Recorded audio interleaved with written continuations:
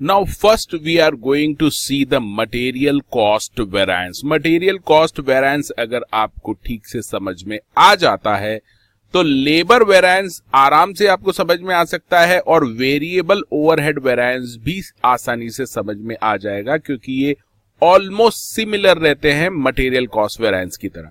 तो material cost variance आप अच्छे से समझ लीजिए। अब मटेरियल कॉस्ट वेरिएंस में सबसे पहले हम देखेंगे meaning of different material variance. तो मटेरियल वेरिएंस कितने तरह के हो सकते हैं वो सबसे पहले हम देखेंगे। उसके बाद हम चार्ट देखेंगे और फॉर्मूलेज देखेंगे for calculating the different material variance, and then smart table देखेंगे। टेबल की मदद से बहुत आसानी से आप ये सारे वेरिएंस कैलकुलेट कर सकते हैं। And finally we will do one practical problem based on material cost variance. So let's see the meaning of the different material variance. सबसे पहले आता है cost variance, material cost variance. This is the thing, material cost variance. So material cost variance is basically the difference in the standard material cost and the actual material cost. So the difference between the standard material cost and actual material cost is the cost variance, that is material cost variance. Now this difference in the cost may be because of the price, यानी material के price change हो गए थे, standard और actual price difference थे material के, या फिर देयर में बी यूजेस वेरिएंस, यानी आपने क्वांटिटी स्टैंडर्ड से ज्यादा यूज किए, इसकी वजह से कॉस्ट वेरिएंस आपका आ रहा है। So this material cost variance has two components, price variance and uses variance. This uses variance is also sometimes known as quantity variance.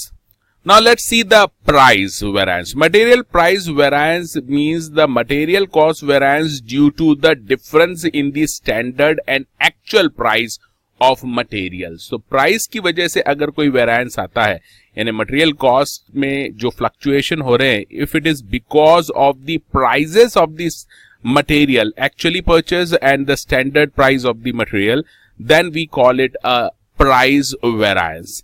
इसी तरह से यूजेस वेरिएंस है।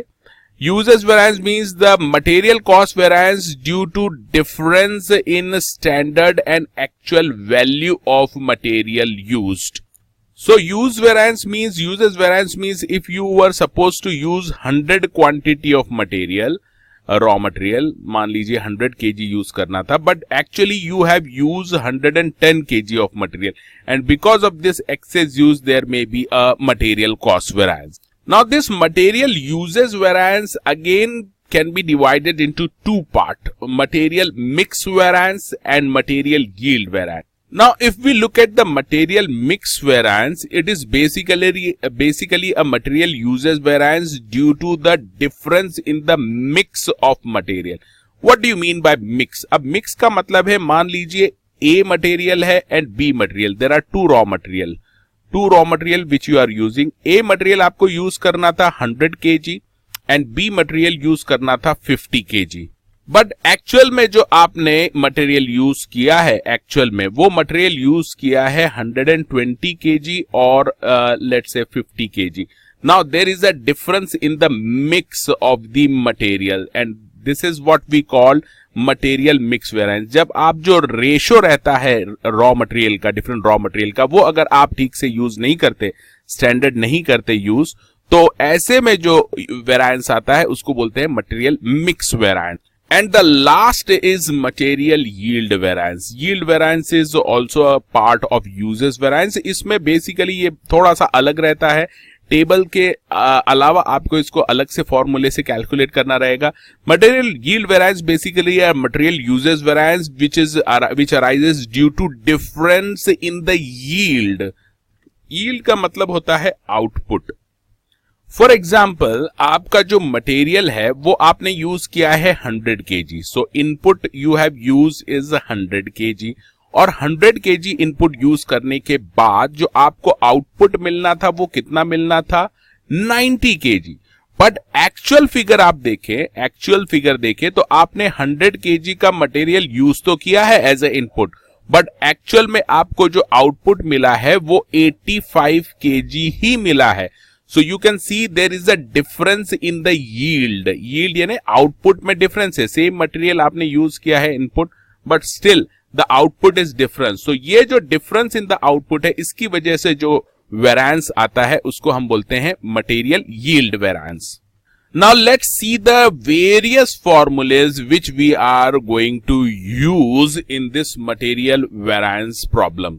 सबसे पहले हम जो कैलकुलेट करते हैं वो करते हैं cost variance. Material cost variance is nothing but the difference in the standard cost and actual cost of material. तो टोटल स्टैंडर्ड कॉस्ट में से आपको लेस करना है actual cost. Total standard cost minus actual cost, total actual cost, it will give you the material cost variance. मान लीजिए आपका जो कॉस्ट वेरिएंस है वो आ रहा है 300 रुपीज. इसका मतलब आपकी जो एक्चुअल कॉस्ट है वो कितनी ज्यादा है स्टैंडर्ड कॉस्ट से? 300 रुपीज से ज्यादा है. So this is the material cost variance. Now let's see the price variance and uses variance. मान लीजिए ये जो मटेरियल की कॉस्ट 300 आपकी ज्यादा आ रही है. You want to know why this cost is more, actual cost is more. So there may be two reason. Either there may be reason of price variance और देयर मे बी यूजेस. यानी आपके जो price थे, actual price जिस पे आपने material खरीदा है, उसमें थोड़ा डिफरेंस था तो वो प्राइस वेरिएंस में आएगा, रिफ्लेक्ट होगा. और अगर आपने यूज ज्यादा किया है रॉ मटेरियल का तो वो यूजेस वेरिएंस में आएगा. तो सबसे पहले देखिए प्राइस वेरिएंस कैलकुलेट करने का फॉर्मूला. प्राइस वेरिएंस कैलकुलेट करने के लिए आपको क्या करना है? Actual quantity into difference of the price, यानी standard price minus actual price आपको लेना है. ये difference in price into actual quantity, तो ये आपको देता है मटेरियल प्राइस वेरिएंस. तो मान लीजिए जो मटेरियल के जो प्राइजेस थे स्टैंडर्ड और एक्चुअल प्राइस, उसकी वजह से आपका जो कॉस्ट आ रहा है, जो इंक्रीज हो रहा है, वो 100 रुपीज से इंक्रीज हो रहा है. यानी आपको ये तो पता चल गया कि 300 मटेरियल कॉस्ट इंक्रीज हुई है, तो 100 rupees is because of the difference in the prices of raw material. Standard price और एक्चुअल प्राइस में डिफरेंस होने की वजह से 100 रुपीज से ये मटेरियल कॉस्ट एक्सीड हुआ है. दूसरा है मटेरियल यूजेस वेरिएंस. आपने रॉ मटेरियल जरूरत से ज्यादा इस्तेमाल किया है तो उस वजह से आपका मटेरियल यूजेस वेरिएंस आ सकता है. यूजेस वेरिएंस कैलकुलेट करने के लिए आपको डिफरेंस ऑफ द क्वांटिटी लेना है. Standard quantity minus actual quantity into the standard price. तो इस तरह से आपको मिलेगा यूजेस वेरिएंस. मान लीजिए यूजेस वेरिएंस की वजह से आपका जो कॉस्ट बढ़ा है वो 200 रुपीज से बढ़ा है. अब यहां पर आप क्रॉस चेक कर सकते हैं बड़े आराम से. प्राइस वेरिएंस और यूजेस वेरिएंस को अगर आप ऐड कर दें तो ये आना चाहिए इक्वल टू कॉस्ट वेरिएंस. तो आप यहां देख सकते हैं 100 रुपीज प्राइस वेरिएंस की वजह से बढ़ा है कॉस्ट, और 200 रुपीज यूजेस वेरिएंस की वजह से बढ़ा है. यानी क्वांटिटी आपने रॉ मटेरियल की ज्यादा यूज कर ली थी, इस वजह से 200 रुपीज की कॉस्ट इंक्रीज हुई है. तो टोटल प्राइस वेरिएंस और यूजेस वेरिएंस को मिला दे तो आपका कॉस्ट वेरिएंस आ रहा है 300 रुपीज का. तो इस तरह से आप चेक कर सकते हैं 100 प्लस 200 इज इक्वल्स टू 300. तो ये एक कंफर्मेशन है कि आपने जो कैलकुलेशंस किए हैं ये बराबर आ रहे हैं. अब हम बात करते हैं मटेरियल मिक्स वेरिएंस की. तो जैसा मैंने बताया था कि आपका जो मिक्स होता है, ये मिक्स कब होगा? जब दो मटेरियल या दो से ज्यादा मटेरियल यूज करते हैं तब आपका ये मिक्स वेरिएंस आ सकता है. Material raw material A use कर रहे हैं, रॉ मटेरियल बी. मान लीजिए इनका रेशो था 75% और 25%, लेकिन आपने यूज किया है 60% और 40%. So because of this change in the ratio of material used there will be a material mix variance. मान लीजिए ये मटेरियल मिक्स वेरिएंस है 150 रुपीज का. यानी डिफरेंट रॉ मटेरियल आपने डिफरेंट जो रेशो था स्टैंडर्ड रेशो उससे हट के यूज किया है, इसकी वजह से आपकी 150 से कॉस्ट बढ़ गई है.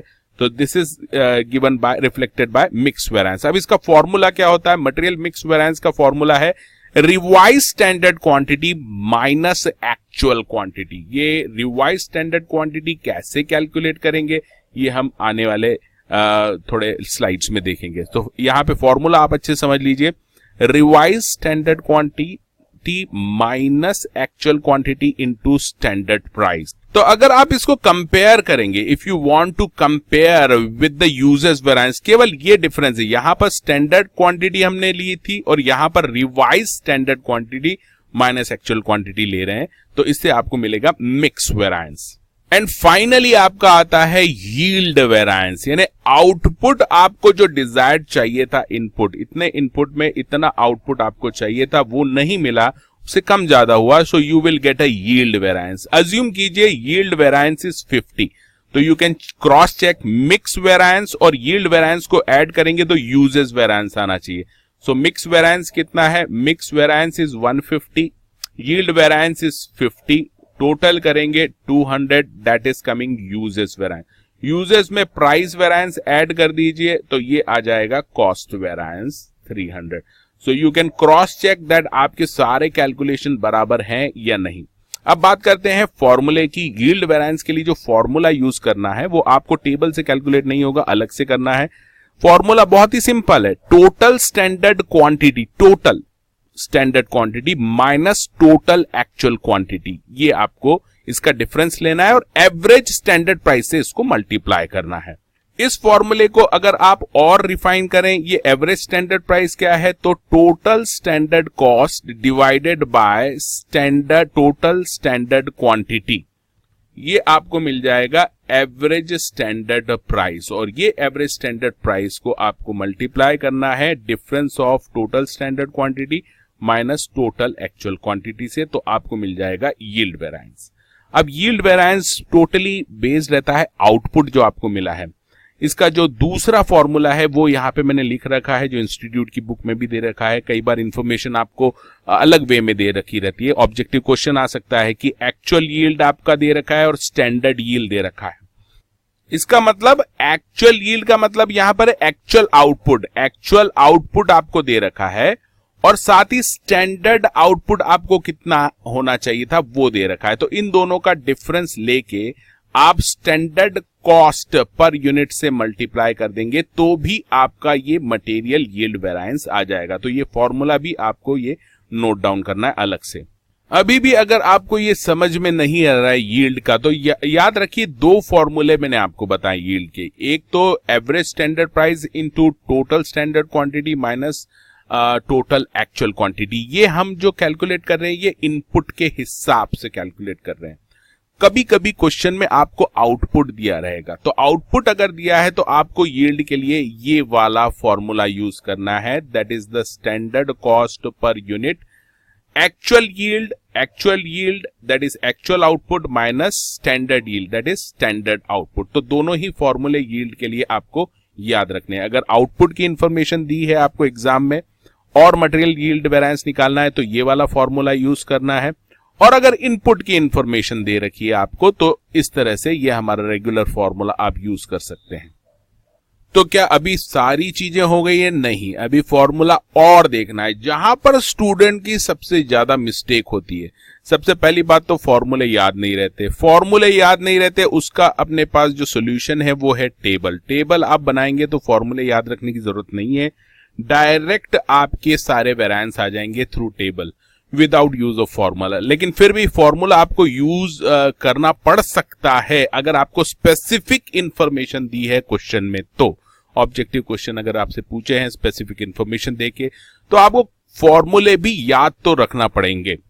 अब इसको याद कैसे रखना है वो भी देख लीजिए। सबसे ज्यादा जो कॉमन मिस्टेक होती है स्टूडेंट्स की फॉर्मूला यूज करने में, वो होती है कि स्टैंडर्ड प्राइस पहले लेना है, स्टैंडर्ड वाले फिगर पहले लेना है या एक्चुअल वाले। तो आप याद रखना हमेशा स्टैंडर्ड के फिगर पहले आएंगे जब कभी भी आपको माइनस करना रहेगा फॉर्मूले में।